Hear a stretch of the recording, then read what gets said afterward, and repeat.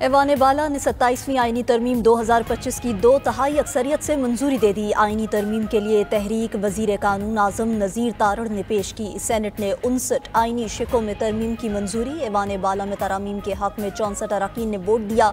PTI और JUI के एक रुकन ने भी तरमीम की हिमायत की। PTI और JUI के अरकान ने ऐवान की कार्रवाई का बाइकॉट किया। कौमी असम्बली में 27वीं आईनी तरमीम कल पेश की जाएगी।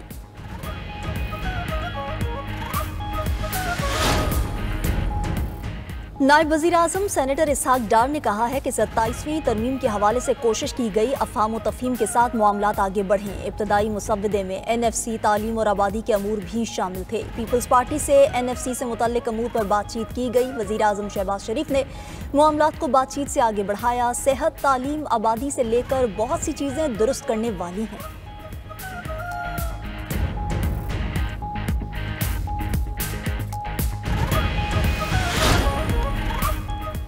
PTI के सेनेटर सैफुल्ला अबड़ू ने कहा है कि उन्होंने फील्ड मार्शल और पाक अफवाज की वजह से वोट दिया है। पाक भारत जंग में जो फतह हुई वो हमारे लिए बाइसे फ़ख्र है। भारत को शिकस्त तस्लीम करना पड़ा। पहले फ़रोग नसीम थे, अब आज़म नज़ीर कानून साजी करते हैं। आइंदा हमारी हुकूमत आएगी तो अली ज़फ़र कानून साजी करेगा। सेनेटर सैफुल्ला अबड़ू 27वीं तरमीम के हक़ में वोट देने के बाद सेनेटरशिप से मुस्ताफ़ी हो गए।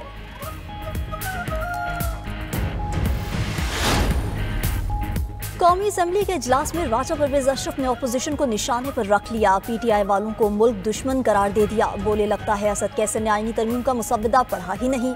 सदर मुमलिकत के पास कोई इंतजामी ओहदा नहीं तो उन्हें कैसे जेल भेजा जा सकता है। PTI वाले नहीं चाहते कि उनका लीडर जेल से बाहर आए। हम दिफाए पाकिस्तान को मजबूत बनाने वाले हैं। तुम 9 मई वाले हो, तुमने शहीदों को रुस्वा किया। तुम्हारा बुज़दिल कहता था क्या मैं जंग कर दूं।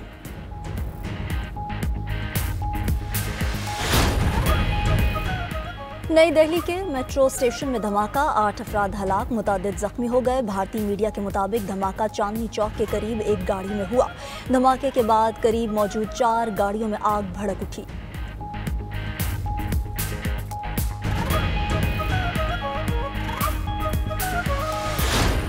वज़ीर आज़म शहबाज शरीफ से वज़ीर आला बलोचिस्तान सरफराज बुगटी की मुलाकात के दौरान बलोचिस्तान और मुल्क की मजमूई सियासी और सिक्योरिटी सूरत हाल पर तबादला ख्याल किया गया। वज़ीर आज़म की ज़ेर सदारत कैशलेस मईशत के जारी इक़दाम पर जायज़ा इजलास। शहबाज शरीफ का कहना था कि पूरी दुनिया डिजिटल मईशत की जानिब तेज़ी से गामज़न है। पाकिस्तान को दुनिया के साथ कदम मिलाकर चलना होगा। रोज़े अव्वल से पाकिस्तान को डिजिटल नेशन बनाने के लिए इक़दाम को तरजीह दी, जिसके मुस्बत नताइज सामने आ रहे हैं।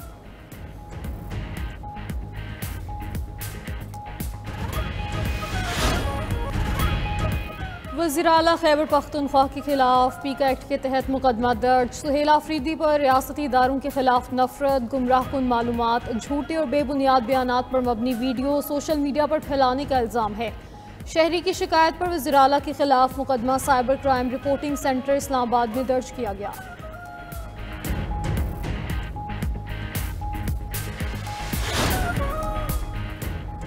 वज़ीर आला पंजाब आलमी COP30 कॉन्फ्रेंस में शिरकत के लिए ब्राज़ील पहुंच गईं। मरियम नवाज COP30 कॉन्फ्रेंस में पंजाब में माहौलियाती बेहतरी के इक़दाम पर खिताब करेंगी।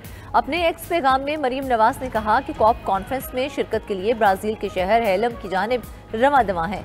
बेलम शहर के रास्ते में चारों तरफ फैले जंगलात याद दिलाते हैं कि फितरत तवाज़ुन, सब्र और हौसले का सबक देती है। पंजाब का हरा भरा और महफूज मुस्तकबिल बनाने का सफ़र जारी है।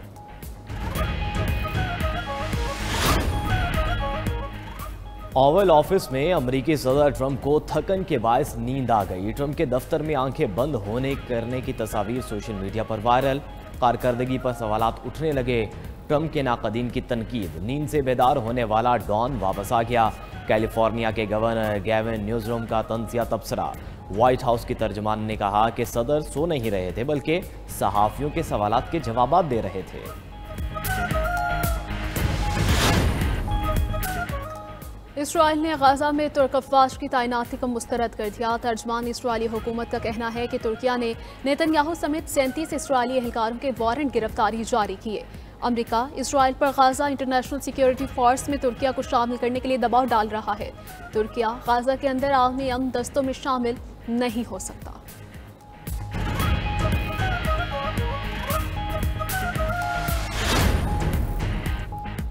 मगरबी पाबंदियों के बायस रूस का ईरान के साथ तिजारत बढ़ाने का फैसला। रूसी माल बरदार ट्रेन पहली बार मगरबी रास्तों को बाईपास करते हुए नई राहदारी से ईरान पहुंच गई।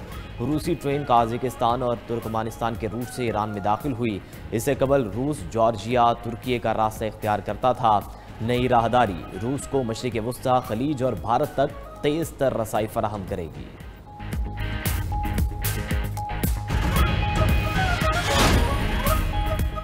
जापान के दारुल-हुकूमत टोक्यो के करीब शुमाली सूबे इवाते में 6.9 शिद्दत का ज़लज़ला। ज़लज़ले से समंदर में 10 सेंटीमीटर तक लहरें बुलंद हुईं। जापान मेट्रोलॉजिकल एजेंसी ने कई घंटे बाद सुनामी अलर्ट ख़त्म करते हुए मज़ीद ताकतवर ज़लज़लों की वार्निंग जारी कर दी। हुकाम की शहरियों को साहिली इलाकों से दूर रहने की हिदायत।